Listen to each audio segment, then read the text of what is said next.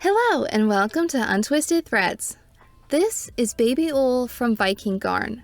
This 100% superwash merino wool yarn features 42 colors to choose from, including pastels and muted tones. The colorway that we chose is 375, a warm mustard or cider. This 50-gram skein with 175 meters or 191 yards works up as a fingering weight yarn. The suggested gauge on 3mm needles is 28 stitches by 34 rows per 4 inches or 10 centimeters. For my swatch, I will be using a 3.5mm needle size. In today's video, we're going to review and score Viking Garn Baby Ull using our 5 categories, which are availability, softness, traction, durability, and cost, to help you decide if this is the best yarn for you and your next project. Stay tuned until the end for a few pattern recommendations as well. Let's get started. For availability, we give Baby Ull a score of 2 out of 5. Originating in Norway, I wasn't able to find this yarn available at any shops here in the US that we know of. Even internationally, I still didn't notice it was available at a ton of shops. I was able to find this one and have it shipped here from Lovecrafts, but unfortunately they only had 7 colorway options available for me to purchase. For softness, we give it a score of 4.3 out of 5. Why have I never heard of this yarn before? This yarn was another one of those kind of deceiving to the eye yarns. This 100% superwash merino yarn originating from South America looks like it is and would feel woolly, but it has that softness of a merino, and it made me so happy to work with. I honestly didn't know that it was a merino until I looked at the fiber contents, because it doesn't look like your typical round, bouncy, and shiny merino yarn, but I'm certainly not complaining. For comparison, in our opinion, it is softer than Sandnes Garn Double Sunday, but not quite as soft as Cascade Heritage. I would say it feels pretty comparable to King Cole Luxury Merino. On a micron count scale, merino is typically around a 21 micron count, and I think that's pretty accurate for this one. So if you have sensitive skin and need a softer yarn but you want a woolly look, this is the softest version of that we have reviewed to date. Similar to other wools, merino yarn is a highly sought after fiber for clothing companies because merino features characteristics like being odor resistant, breathable, and hypoallergenic. So not only will this gem of a merino yarn be nice and soft to wear, but it will also keep you warm. For traction, we give it a score of 4.5 out of 5. I really enjoyed working with this yarn. Similar to a blue-faced Leicester, I just couldn't believe that I was able to work with a woolly looking yarn without it irritating my skin as I was working with it. It knitted up well for me, not too slippery and not too much grip on my nickel-plated needles. It does have a few medium-length fibers sticking up, but I didn't notice these getting in my way. The twist of this yarn also didn't give me any issues with splitting or coming apart. As you can probably imagine, this yarn looks and acts like a Peruvian Highland wool, but this one has that softer hand.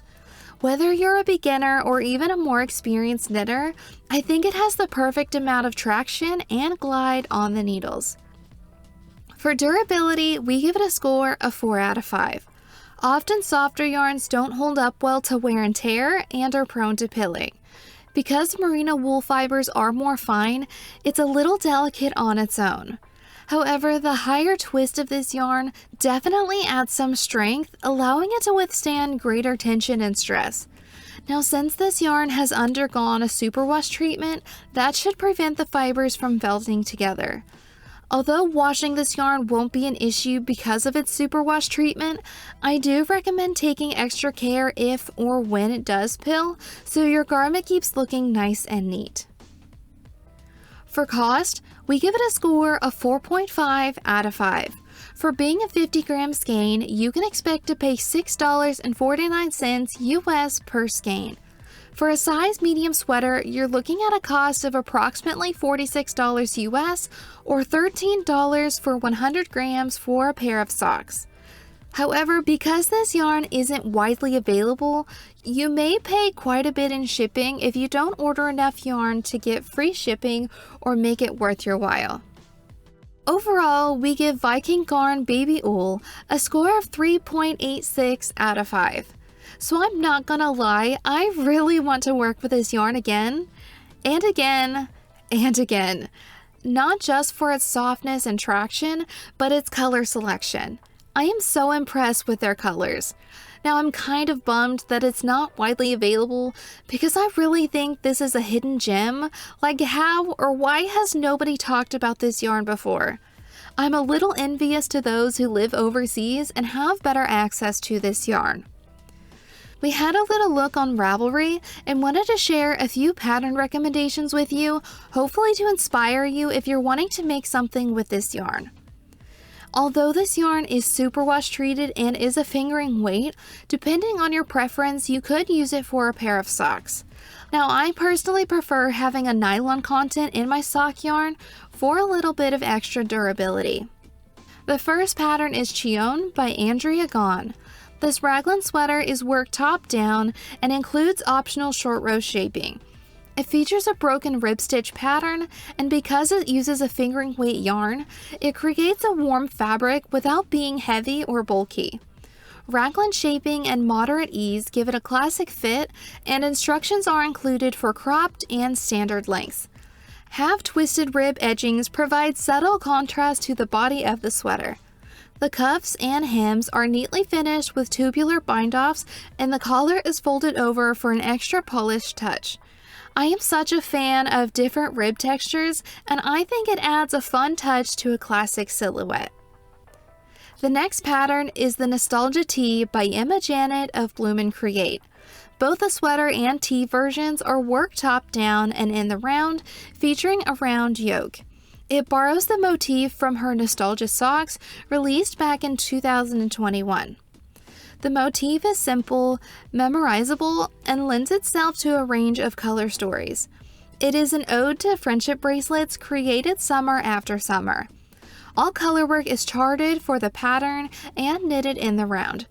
If you liked the color selection of this yarn too, I think this pattern would be a great opportunity to combine some of those beautiful colors together for this simple yet engaging colorwork project. I would love to see this in a combination of maybe a cream, ochre, and blush rose pink color. The last pattern is Skipwith by Rachel Atkinson. This lightweight cardigan features a texture and lace design detail across the yoke, hem, and sleeves. It is worked flat in one piece from bottom upwards to the underarm. Sleeves are worked separately and flat before joining with the body at the yoke. Raglan decreases shape the lower yoke with short rows across the back. A button band is picked up and worked on afterwards to ensure a stable fastening. I think this cardigan could easily be an everyday garment. The pattern recommends 0 to 4 inches of positive ease, and I personally would choose a size at that 4 inches or even larger mark for a slightly looser fit. The sleeves are also shown to be a 3/4 length, but you could easily add extra rows and lengthen them if that's what you're looking for to make it exactly how you want it. Have you used Viking Garn Baby Ull yarn before? What yarn would you like for us to do a review on next? We would love to hear your thoughts and recommendations in the comments below. If you enjoyed today's review, please give it a like, subscribe to our channel, and we'll see you next time.